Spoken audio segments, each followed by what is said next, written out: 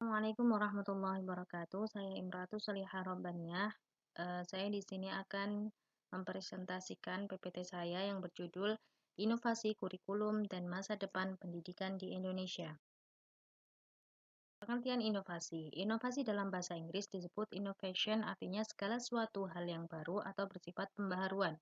Terkadang kata inovasi diterjemahkan sebagai sebuah penemuan, karena biasanya sesuatu yang baru merupakan hasil dari penemuan.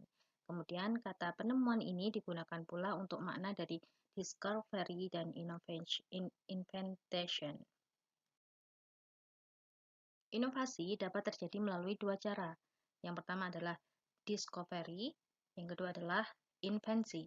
Discovery merupakan penemuan sesuatu yang sebenarnya sudah ada sejak lama, hanya saja baru ditemukan. Jadi sebelumnya sudah ada, kemudian ditemukan kembali. Sedangkan invensi berarti suatu penemuan yang benar-benar baru dan belum ada sebelumnya. Jadi sebelumnya belum pernah ditemukan.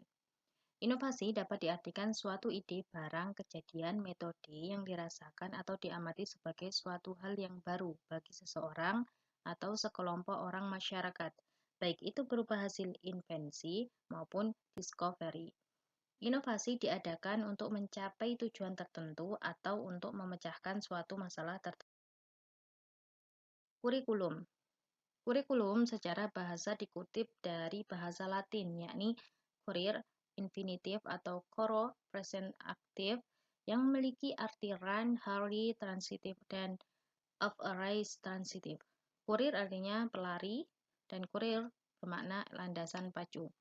Kurikulum dalam bahasa Arab menggunakan istilah manhaj yang berarti jalan yang terang, cara, metode, bagan, dan rencana.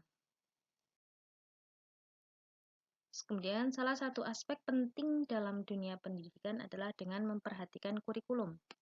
Kurikulum merupakan kegiatan yang mencakup berbagai kegiatan peserta didik yang terperinci dengan maksud untuk mencapai tujuan pendidikan.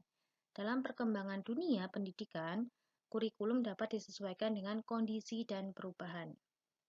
Pada prakteknya, namun pada kenyataannya seringkali kurikulum dijadikan objek penderita. Dalam arti ketidakberhasilan suatu pendidikan itu biasanya diakibatkan terlalu seringnya kurikulum tersebut berubah. Padahal kan sebenarnya enggak.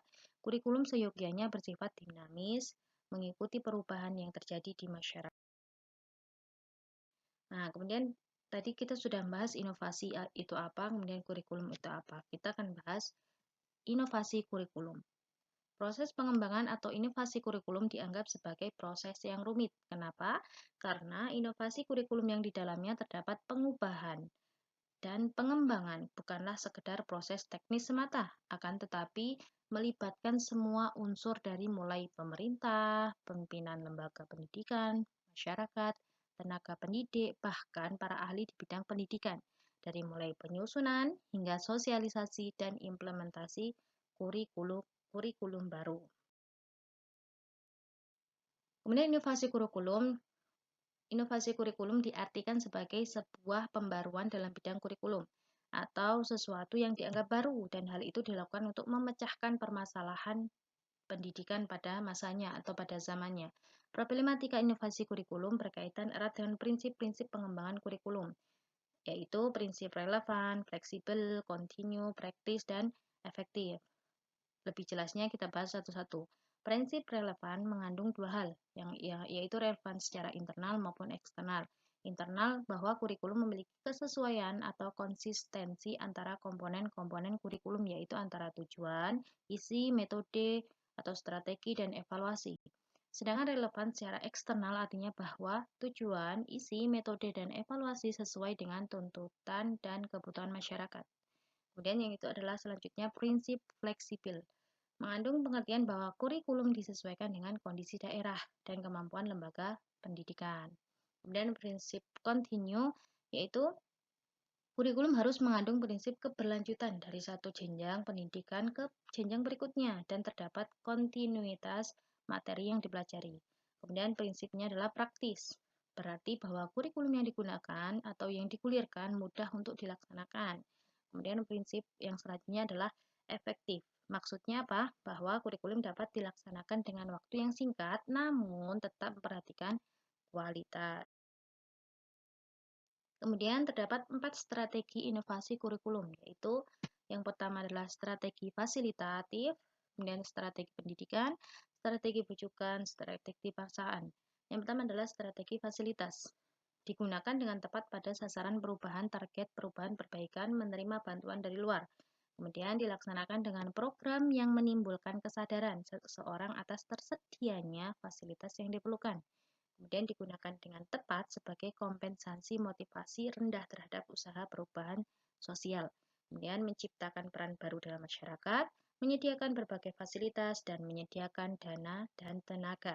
Kemudian strategi pendidikan yang selanjutnya dapat digunakan secara tepat pada situasi dan kondisi tertentu. Strategi pendidikan untuk melaksanakan program perubahan akan efektif jika digunakan untuk menanamkan prinsip-prinsip sebagai dasar tindakan selanjutnya.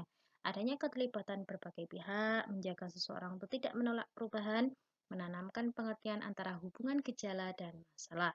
Terakhir, strategi tidak efektif jika tersedianya sumber yang cukup untuk menunjang kegiatan pendidikan. Kemudian strategi inovasi kurikulum yang ketiga yaitu strategi bujukan.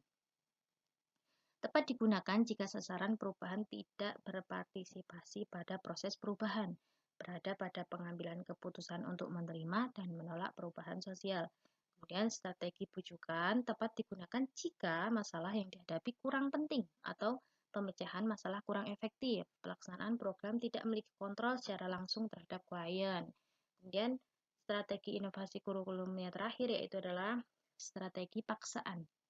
Pelaksanaan program perubahan sosial dengan strategi paksaan yaitu dengan cara memaksa klien atau sasaran perubahan untuk mencapai tujuan perubahan. Kemampuan melaksanakan paksaan tergantung kepada hubungan kontrol antara pelaksana perubahan dengan sasaran. Kemudian, kekuatan paksaan artinya sejauh mana pelaksana perubahan dapat memaksa klien dilihat dari ketergantungan klien dengan pelaksana perubahan. Nah, kemudian pembahasannya terakhir yaitu adalah masa depan pendidikan di Indonesia. Pendidikan di masa depan hendaknya memperhatikan karakteristik khusus peserta didik. Pendidikan dengan memperhatikan karakteristik khusus pada peserta didik memungkinkan peserta didik untuk menekuni atau memprioritaskan satu bidang ilmu. Sumber daya manusia yang baik dihasilkan dari pendidikan yang memfokuskan pada satu bidang keilmuan. Selain itu, output pendidikan tidak hanya dilihat dari penilaian simbolis atau ranking, tetapi yang lebih penting adalah kemampuan bekerja sama, berkolaborasi, dan kemampuan pemecahan masalah. Meski kurikulum pendidikan formal di Indonesia saat ini sudah lebih memperhatikan pada kemampuan atau karakteristik khusus peserta didik, rupanya justru mindset orang tua dan masyarakat yang menjadi masalah. Kenapa? Karena di masyarakat sosial, orang tua tuh masih cenderung membanding-bandingkan nilai raport dan ranking peserta didik. Sehingga demi ranking yang baik, tidak jarang tuh orang tua memaksa anak untuk menguasai segala bidang. Hal inilah yang dapat membunuh kemampuan dan karakteristik khusus pada anak. Namun, pada kenyataannya, pihak sekolah seringkali dituding menjadi penyebab hilangnya karakteristik khusus peserta didik.